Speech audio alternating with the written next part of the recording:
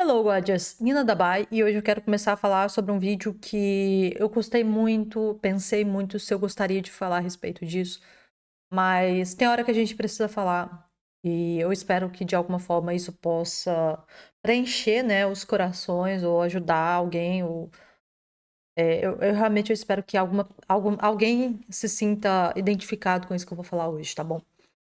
E eu falo isso de coração e, enfim, eu vou falar sobre o que a gente tem que aprender a respeito de tudo isso que está acontecendo no Rio Grande do Sul, em quesito Brasil, né? E o que a gente principalmente tem que começar a aprender do que o povo gaúcho de fato pensa.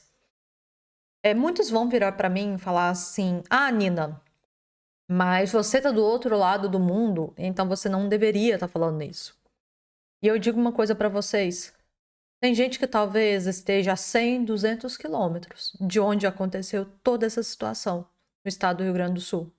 Só que não adianta você estar a 100, 200, 300 quilômetros, não adianta você ter um helicóptero, um avião da FAB ou qualquer coisa nesse sentido que te leve até lá e você não esteja lá colocando a mão na massa e, como diz o povo, né, o pé na água ou na lama para ajudar a resgatar as pessoas. Mas por outro lado, eu também acho bem legal e já de enorme ajuda que tenhamos tantas doações vindo, né, de onde eu tô, de Portugal, vindo dos Estados Unidos, vindo de todas as partes do Brasil. Então, assim, isso é uma coisa que mostra que a bondade do brasileiro, ela é muito maior do que tudo aquilo, né, que a gente assiste todos os dias no Brasil, as notícias ruins, a violência e tudo. A gente, no fim, a gente vê essas tragédias e a gente pensa como o nosso povo é solidário e isso é uma das coisas que talvez mais me admire, de carregar para todos os lugares, às vezes, onde eu tô, falar que eu sou brasileira, né? Eu acho que isso é um dos pontos, tá? Eu queria fazer duas notas aqui. Eu tive a oportunidade, não consigo separar isso, porque eu via isso há muito tempo. E eu fiquei ali, sabe, pensando da minha própria história de vida, da minha experiência de vida, para tentar trazer essas informações que eu queria que vocês soubessem aqui hoje, que talvez todo mundo, todos os povos que não são gaúchos ou não são de Santa Catarina, talvez, não consigam entender esse sentimento dos gaúchos. Uma vez eu vi um prefeito de uma cidade do interior, na verdade, quero contar esses dois casos desses prefeitos, não tem aqui agora questionados, né, em, inclusive jornais grandes. Um dos prefeitos foi perguntado para ele se ele estava recebendo ajuda, né, naquele início, quando tudo começou. Se ele estava recebendo ajuda, né, do Estado, da União, né, do governo brasileiro, do Exército, o que vocês quiserem buscar aí, tá? E ele virou e falou assim que não, ele não estava recebendo, mas ele estava junto com a população do município dele fazendo aquilo que o gaúcho sabe fazer tão bem, que é resolver as coisas todas sem Estado. Um outro prefeito, esse eu me lembro, o prefeito era de uma cidade chamada Feliz, tá? Tinha engraçado o nome da cidade, Feliz. E fizeram uma pergunta para ele, né? Porque a Simone Tebet tinha falado algumas coisas, que é ministra, sei lá do que ela é ministra lá, porque tem tanto ministro lá que cada um tá passando por cima da função do outro. E também, com outra fala do Haddad. E o prefeito virou e falou assim: se eles descessem dos helicópteros e das aeronaves e colocassem o pé na lama, eles saberiam quais eram as necessidades que nesse exato momento as pessoas, né, os gaúchos, estavam precisando naquele momento. Desse prefeito dessa cidade eu lembro porque essa fala dele foi muito forte, né, da gente entender a inatuação do governo federal para a gente pensar talvez de como esse poder centralizado que nos fez, né, Brasil, desde que Brasil 500 anos, desde que Brasil é república, vamos trazer um pouco mais perto, né, desde que Brasil é república ou desde que Brasil é império, nós sempre tivemos essa situação que tudo nosso era muito centralizado. E aí, quando a gente vê uma catástrofe tão grande acontecendo, a gente começa a entender a dimensão do que é quando todo o poder ele é centralizado. E principalmente quando esse poder é centralizado e quem tem o poder é muito incompetente. Isso é uma coisa que eu queria falar. Eu separei alguns tópicos num papel pra eu não me perder, tá? O que eu tenho pra falar pra vocês. Eu vi alguns ministros, né, que a gente tem atualmente no Brasil, que a palavra que eles mais utilizam para tudo que está acontecendo no Rio Grande do Sul é culpa. A culpa é do Bolsonaro, a culpa é do aquecimento global, a culpa é do El Niño, a culpa sempre é a culpa. Eu não lembro qual foi a última vez que a gente, como uma ministra, né, igual a gente tem a Marina, né, eu não lembro qual foi a última vez que ela virou e falou assim, não, eu fui responsável. Ou talvez eu fui irresponsável. E eu me pergunto qual é a grande dificuldade diante de uma catástrofe desse tamanho, talvez a maior catástrofe que tenha acontecido no Brasil. Qual que, sinceramente, é a dificuldade que pessoas em altos escalões, em altos cargos do governo têm de falar assim: eu sou responsável porque eu sou negligente ou eu não vi isso antes.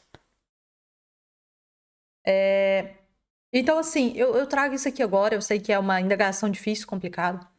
Mas eu não sei vocês, eu tô o tempo todo cansada de escutar as pessoas passarem a culpa para outros, né? E o meu canal é sobre uma coisa muito interessante, porque o meu canal é sobre homens e mulheres e o tempo todo eu tenho dito para eles sobre essa questão da autorresponsabilidade. E autorresponsabilidade não é culpar, pelo contrário, é se responsabilizar, até por coisas que talvez nem foram vocês que fizeram, ou nem, sabe, nem que seja um desastre ambiental, um desastre que você não esperava, é autorresponsabilidade. Então, eu tenho uma dificuldade há muito tempo de entender por que as pessoas gostam tanto de culpar. E da experiência que eu tenho, do know-how que eu tenho, das pessoas que, querendo ou não, eu escuto, culpar o outro significa não responsabilizar a si mesmo. E não responsabilizar a si mesmo significa você abrir mão de uma coisa que era sua e sempre foi sua e da sua competência de tentar resolver aquilo. A gente é livre, a gente tem a liberdade da gente fazer o que quiser. E a gente tem as vidas que a gente merece ter ou as vidas que a gente escolhe ter porque nós somos responsáveis por isso, tá? Mas eu tenho dificuldade porque quando eu vejo muito esse comportamento, ai, a culpa é sua, a culpa é sua, a culpa é sua, é uma responsabilidade de pessoas que, honestamente, o grau de maturidade é do tamanho de uma ameba. Por quê? Porque, principalmente, quem tem cargos de chefia, quem tem cargos em ministérios, quem tem alto escalão e quem tem o poder nas mãos de decidir e controlar a vida de milhões de pessoas, procurar culpados, para mim, é uma grande infantilidade. Entendem? Porque a pessoa poderia ter falado não em assumir o cargo. A pessoa poderia falar assim: eu não quero pegar isso pra mim, porque eu não tenho nem emocional ou eu não tenho nem competência pra isso. E eu vou dizer uma coisa pra vocês: tá tudo certo. Tá? Tá tudo absolutamente certo. Eu tô cansada de às vezes olhar que tem ministro que vai pedir dinheiro ou que vai falar sobre aquecimento global e o ministro tem um famoso vai e vem dentro do avião de FAB. Porque ele não consegue entrar num avião comercial, porque ele tem que viajar com avião privado. Eu não dou conta, às vezes, quando eu vejo várias pessoas que pegam jatinhos particulares e todo janeiro vai bater lá na cidade de Davos, entulhar o aeroporto da cidade de Davos, debaixo de neve, né?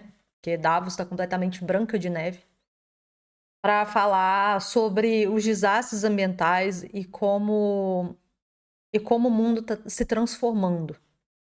E eu acho ainda mais triste quando eu vejo que tem ministros que vão lá para Davos para falar o que vai ser a nova economia ou quais são os novos problemas ambientais que a gente está enfrentando. E quando a água bate na bunda, ou culpa o governo passado, ou fica culpando aquecimento global.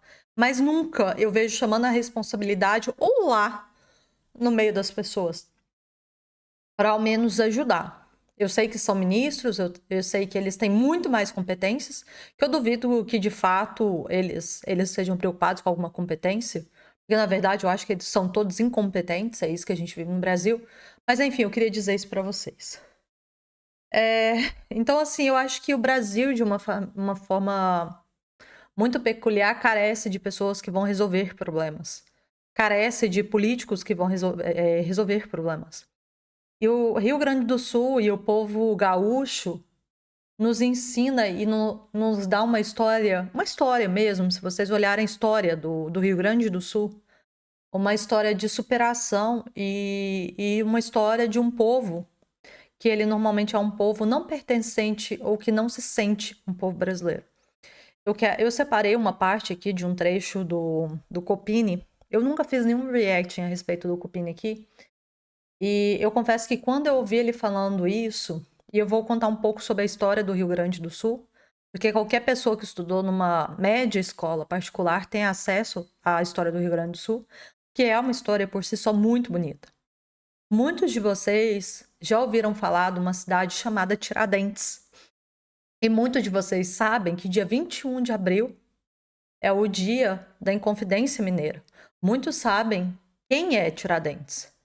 Mas a maioria de vocês talvez não saibam quem são os farrapos, quem foram os farrapos. E muitos de vocês talvez não saibam que existe uma cidade chamada Bento Gonçalves. E que Bento Gonçalves foi um dos líderes, né, da Revolução Farroupilha. E que a própria Farroupilha era uma revolução que queria a separação do sul do Brasil, né? Eles queriam montar junto com Santa Catarina. E houve uma época ali que houve uma adesão do Paraná e tudo, mas principalmente Santa Catarina e Rio Grande do Sul, que eles queriam deixar o Brasil, que na época era o Brasil Imperial, porque, bem, eles sempre foram deixados de lado. E eu vou dar alguns exemplos para vocês de por que eu achei muito interessante esse relato do Copini. E eu me emocionei muito com esse relato, porque eu já fui diversas vezes ao Rio Grande do Sul, a Santa Catarina, ao Paraná. E, poxa, eu conheço cada ovo de cidade, principalmente na região oeste desses estados, vocês não têm ideia. E eu falo para vocês que onde tem família, e onde tem tradição, e onde tem pessoas trabalhadoras, o Estado não consegue entrar. E é por isso que talvez grande parte dos gaúchos tenha esse sentimento, que é um sentimento que já vem de histórias muito passadas, da própria história deles, e renasce com esse sentimento de que realmente o Estado não se preocupa com eles. Eu quero mostrar só esse trecho do Copini e depois eu dou um adentro em algumas coisas, tá bom? Trouxe aqui, tá? Quero mostrar uma coisinha para vocês. É um trecho muito pequeno, tá, gente? Foi bem cruel com o Rio Grande do Sul ao terminar o Jornal Nacional sem um minuto de silêncio, omitindo o número de vítimas que foram mortas, arrastadas por essa enchente. Após o show da Madonna, que foi, na minha opinião, quase que um ritual, né, uma coisa cheia de simbolismos, e tu já vai entender o que isso tem a ver com as enchentes, que muitas pessoas que gostam de acreditar nessas coisas começam a associar uma coisa com a outra, dizendo que, nossa, o show foi um ritual, né? Não quero entrar nesses pormenores, mas como eu quero documentar tudo, quero te dizer que isso tá na boca do brasileiro. Muitas pessoas estão falando sobre isso sim, tá?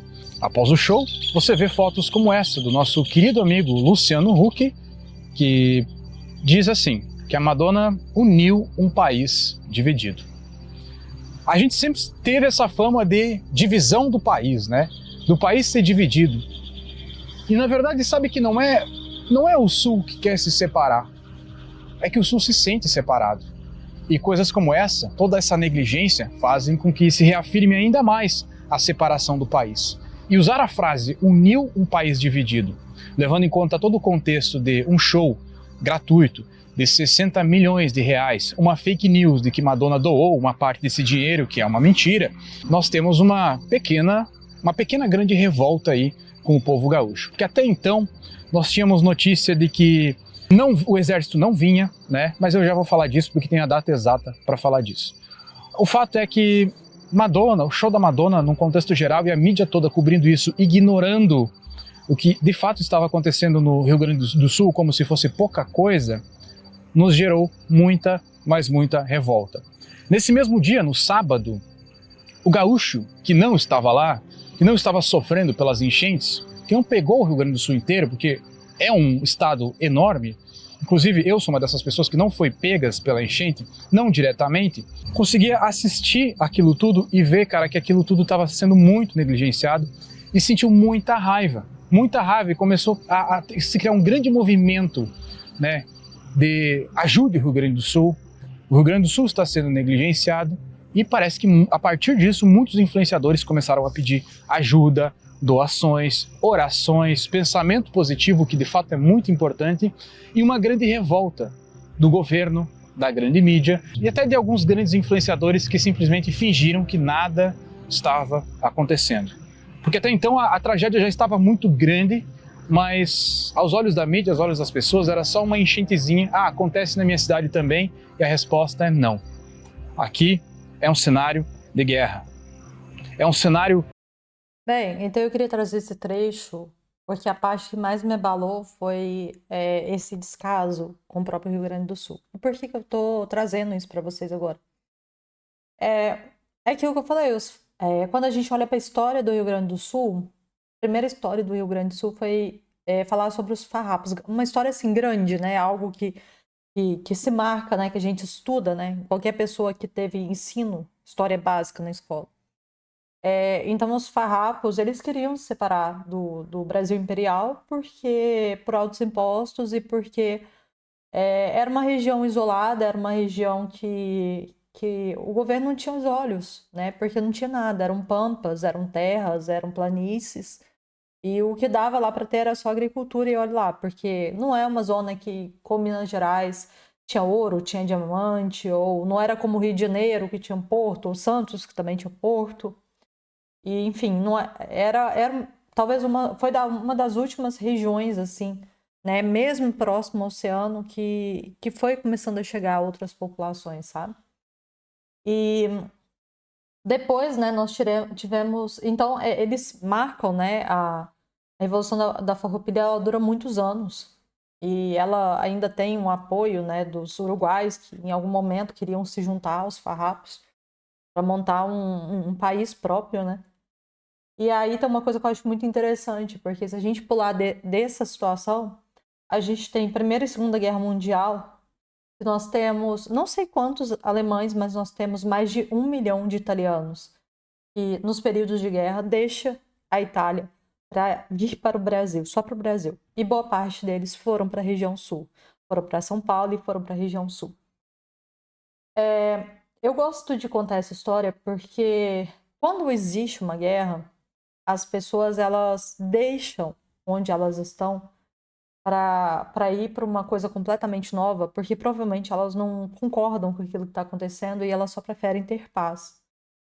Mas quando a gente pensa igual a gente tem hoje no Rio Grande do Sul, a gente tem uma situação de catástrofe. E a catástrofe, ela é inevitável. Ela simplesmente acontece e não há, entre aspas, um culpado. Aquilo simplesmente ocasionou por evento natural e por aí vai. Só que quando eu olho para a história e olho para os italianos e olho para os alemães, né, que vão nesse período de guerra, e vendo, né, que hoje esses italianos, esses alemães, talvez sejam pessoas que tenham entre 70, 80, 90 anos ainda morando lá, eles trazem muito com eles essa coisa de tipo, eu preciso sair das condições ruins do meu país, e alguns deles até judeus, né, fugindo vocês sabem do que, né? Segunda Guerra Mundial. Então eles vão para uma terra que promete, que não tem nada, para fugir da guerra. E lá eles recomeçam e montam, talvez, e junto com o povo que já mora lá, né, que já morava lá naquela região, eles se unem e formam, né, o que é o Rio Grande do Sul. Então, o que é o povo, talvez, o povo gaúcho, né? São descendentes de alemães e italianos, fugidos de guerra, que sabem o que é situações desastrosas. E quando eu vejo prefeitos né, falando do descaso, quando eu vejo muitos influenciadores, inclusive sulistas, como eu vi, por exemplo, o Copini falando do descaso, e depois eu olho ministros falando sobre a culpa é disso, a culpa é da assado, e são as fake news. A gente não olha para o principal. A gente não olha para o principal, que é entender que tanto o povo de Santa Catarina e o povo do Rio Grande do Sul, né, eles têm algo que a gente precisa aprender urgentemente. Eles, se precisarem, eles vão resolver do jeito deles. Porque eles sempre foram assim. Então, eu gostei muito da fala do Copini quando ele diz e fala assim: a gente não separou de vocês. Na verdade, vocês que nunca nos viram, né? Vocês que nunca olharam para nós como parte do Brasil. E dessas andanças e das experiências todas que eu tive, principalmente convivendo com o pessoal do Rio Grande do Sul e o pessoal de Santa Catarina, né, em menos quantidade. Eu tenho histórias muito boas para contar, tá? Mas é engraçado que eles, de fato, eles não se sentem, né? Eles se sentem um pouquinho excluídos. Mas eles são uma parte que nós brasileiros, devemos aprender muito, né? E eles não esperam o governo chegar lá.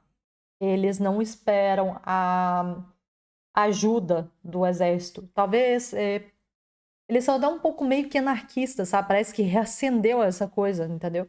Mas é porque a história do Rio Grande do Sul é sempre de uma história que, poxa, é só um estado que tá lá embaixo e pronto, acabou, entendeu? É só um estado que tem algumas fazendas, vinícolas, gado, agrícola. E no máximo, nós temos aí Canela e Gramado para o pessoal dar uma viajada e sentir como se estivesse fora do Brasil, né? Porque toda aquela arquitetura e tal, que às vezes nos faz lembrar, né? Talvez a Alemanha, alguma parte assim ou outra da Itália e por aí vai. E aí, bem, como é que eu queria encerrar esse vídeo, né? Porque nós estamos aí caminhando para os 23 minutos. A história do Gaúcho é uma história interessante. É uma história que me conecta muito, porque é uma história sobre pessoas que deixam o lar e vão, principalmente, né, nós estamos falando dos últimos 120 anos, principalmente, deixam a terra natal para ir para uma coisa completamente nova, para reconstruir, porque estavam fugindo de guerras e estavam fugindo de serem pegos, ou talvez fugindo de serem parte, né, de como soldados, alguma coisa assim, né? E aí vão esses alemães, e aí vão esses italianos que não sabiam que eles encontrariam, mas eles estavam indo para lá para transformar onde eles estavam indo em lar. E quando eu ouço prefeitos falando, não pode deixar que nós vamos resolver a nossa maneira, no fundo eles querem dizer, a gente fez tudo a nossa maneira. A gente nunca esperou o Estado chegar aqui e fazer as coisas que deveriam ser feitas. Se vocês vão no Rio Grande do Sul, principalmente no interior do Rio Grande do Sul, é muito comum que as famílias elas se unam para fazer coisas muito específicas. É muito comum que você tenha negócios, sejam negócios familiares. É muito comum você ver os filhos, né, mesmo muito novos, ajudando a fazer até trabalhos um pouco pesados. É muito bonito você ver a cultura e a questão, pode ser até a própria religião ou esse conceito de família. E uma coisa muito engraçada é que eu até entendo um pouquinho esse anarquismo deles, né?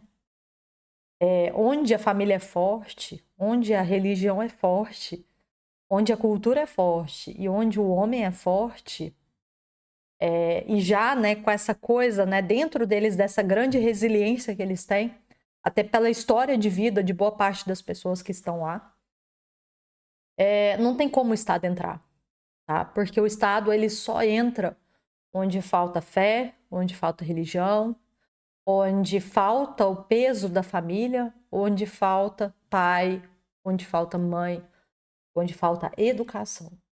É aí que o Estado entra. Por isso que eu quero encerrar esse vídeo aqui dizendo para vocês que O Rio Grande do Sul, ele tem uma história de sempre resolver e fazer as coisas sozinho.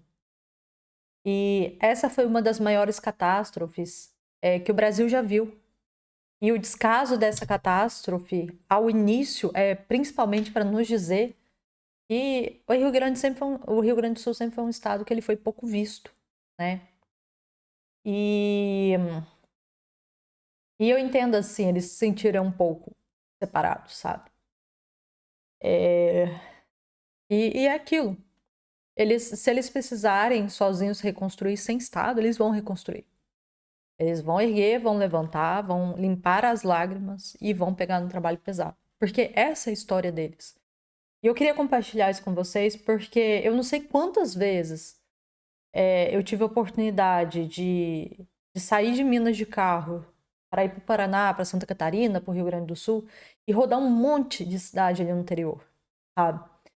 E ficar, às vezes, em chácaras, ou estar em hotéis, fazendas, visitar vinícolas e entender como tudo ali é muito pequeno, muito agrícola, muito familiar. E como é gostoso o conceito deles de família, como é interessante a fé que eles têm. E como é interessante como eles fazem tudo sozinhos, eles não ficam esperando outro ajudar. Né? Eles simplesmente pegam a mão na massa e faz acontecer. E como eu vou linkar isso com o meu canal, né? É porque eu conheço um povo que, como não espera, né? E como não culpa, talvez um ou outro esteja falando, ai Deus, por que isso tudo tá acontecendo? Ou talvez exista uma revolta mesmo dos gaúchos, porque a mídia demorou muito tempo para mostrar a realidade, ou ainda tá demorando muito tempo para mostrar a realidade. E boa parte disso ainda vem aquela narrativa das fake news. Mas eu entendo a revolta do gaúcho, porque muitos daqueles que estão culpando Bolsonaro, estão culpando o meio ambiente, que estão culpando o aquecimento global, se eles precisarem, eles têm um avião da FAB à disposição. E todas as noites eles vão deitar e vão dormir e o colchão deles vão estar seco. E provavelmente eles vão ter uma casa, um apartamento lá em Brasília, que provavelmente foi concedido para eles morarem lá. E provavelmente o apartamento tá seco. Provavelmente o apartamento tá bem cuidado, bem pintado, tá limpo, tá organizado. Mas eu quero dizer uma coisa, e se tiver algum gaúcho que provavelmente estiver me ouvindo agora, faz aquilo que os seus antepassados te ensinaram a fazer, sabe? Eu acredito sim, pelo que tudo que eu vi do brasileiro fazendo, do resto do país, se não for o governo, se não for as fake news, se não for a parte de um evento midiático, tem muita gente que está orando por vocês, tem muita gente que está ajudando vocês, e tem muita gente que se solidariza com tudo isso que está acontecendo. E, honestamente, eu quero que ao final vocês se sintam extremamente amados por todos os brasileiros. E eu queria dedicar esse espaço no meu canal para falar que tudo que eu sei, que eu conheci das pessoas gaúchas que eu tive contato na minha vida, de todos os lugares que eu fui, a história e você viver aquilo na prática, você ir para lá, para você entender como é que são as coisas, são coisas que, caramba, dá muito orgulho. Eu acho que é uma coisa, um aprendizado que boa parte de nós brasileiros, né, já que nós somos incríveis em ajudar as outras pessoas, a gente devia olhar isso para nós mesmos, para a gente construir um país mais unificado. Eu quero mesmo que isso que esteja acontecendo no Rio Grande do Sul façam vocês serem ainda mais fortes e ainda mais unidos do que vocês são. Vocês já são um povo muito unido, mas que isso seja de exemplo, né? Seja para homens e mulheres fortes, como gaúchos são, principalmente para regiões no Brasil onde muitas pessoas estão muito dependentes do Estado, estão muito parecendo os ministros do Lula, sabe? A culpa é do aquecimento global, a culpa é do Bolsonaro, a culpa é do meu vizinho, a culpa é talvez da igreja. Eles estão sempre arrumando culpa. Os gaúchos hoje, eles me ensinam autorresponsabilidade de uma forma que eu nunca vi igual. E eu já assisti diversos vídeos de gaúchos nos avisando como é que estão as coisas lá. E vocês vão dar a volta por cima. E vocês vão dar uma grande lição para nós brasileiros depois que tudo isso acontecer. Né? Depois que vocês reerguerem a casa de vocês, depois que vocês limparem tudo. E depois que vocês se reorganizarem, vocês vão dar uma grande lição para nós brasileiros. E talvez nós também tenhamos ensinado uma grande lição para vocês. E vocês não são esquecidos. Talvez exista um grupo muito pequeno de pessoas que deseja que vocês sejam esquecidos, porque a história de vocês é uma história que nunca precisa de Estado, que vocês são autorresponsáveis e que vocês são fodas pra caralho. E eu espero que muitos de nós brasileiros, né, para além de dedicarmos todos os nossos esforços para tirar até o que às vezes muitos brasileiros não têm para ajudar vocês, né, que a gente aprenda que a gente é que faz o nosso caminho, que a gente faz a nossa vida e que nós somos, acima de tudo, autorresponsáveis. E para a gente pensar muito bem, em um ano eleitoral, né, que puta que pariu, um ano eleitoral, a gente não errar de novo. Pra gente não achar que é o Estado que é o mais forte. A gente não achar que a gente tem que terceirizar. Viver uma vida melhor e viver uma vida que a gente sabe que a gente pode ir e chegar onde a gente quiser e que a gente pode cair e levantar e saber que a vida é disso. Essa resiliência do povo gaúcho é que me traz fazer esse vídeo hoje. Eu acho que gaúchos nunca se esqueçam que a gente não esquece de vocês. E as doações, tudo que foi feito até agora, que isso me faz me orgulhar de ser brasileira. E eu gostaria que todas as outras regiões do Brasil que eles percebam que os gaúchos eles conseguem. Vocês vão ver daqui uns anos como o Rio Grande do Sul ele vai se levantar. E vai ser com o braço do próprio gaúcho. Que ele vai se reerguer com a própria força, que é a história do Rio Grande do Sul, a história de quem mora no Rio Grande do Sul, a história de imigrantes e dos povos que são de lá mesmo, vão ensinar para nós. E lembrando sempre sobre unir-se, sobre ajudar uns aos outros, sobre esse conceito de família, sobre esse conceito de... Gente, eu não consigo falar muita coisa, desculpa. Eu acho que eu quis falar tudo que eu queria falar aqui, tá? Então, isso é uma homenagem para mim de coração. E tudo isso vai passar. E quando tudo isso passar, e alguns de nós brasileiros tivermos a oportunidade de voltar ao Rio Grande do Sul, a gente vai olhar para isso e falar assim: caraca, mas esse povo tem um pulso que nós, o restante do Brasil, devíamos aprender. Então é isso. Então, muito obrigada para você que ficou até o final. E toma cuidado em quem você vai escolher e em que lado você vai estar, tá? Porque nós vamos ter que fazer uma opção, né? Para quando chegar, né? Outubro. Toma cuidado na opção que você for fazer. Porque muitas vezes o poder está na nossa mão. Cada um individual e um ajudando o outro. E não daqueles que estão lá em cima. Que estão andando para baixo e para cima, com o mais conforto do mundo, dormindo em seus colchões secos e culpando os outros e vivendo uma coisa paralela de não conseguir entender o sofrimento das pessoas. Então, cuidado para vocês não colocarem esses mesmos de novo no poder, tá? Esse é meu recado para vocês e toda a força, né, aos gaúchos. O que é?